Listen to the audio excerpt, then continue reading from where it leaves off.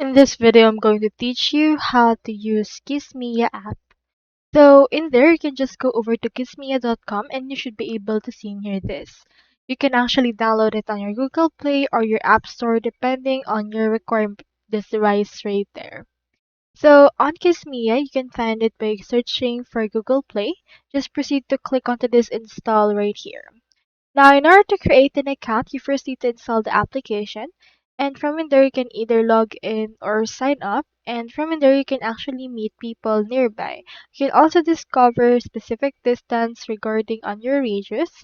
And you can also find your soulmate by discovering the most compatible profiles that you have edited and you have actually added on your preference. With this, you can start conversation with ease as well. So first, get the app, then log in if you already have an account, or if not, you can head over and click on create account option right here. Then just choose right here your preference. So let's choose right here this one.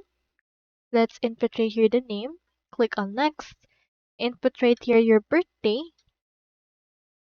After that, just choose right here your main reason and your relationship status. You can also skip this if you want. So let's head over and then just answer some of this, but it's better to actually answer a lot of this right here, such as interests and likes. So that's all there is today, and I hope this video helped you out.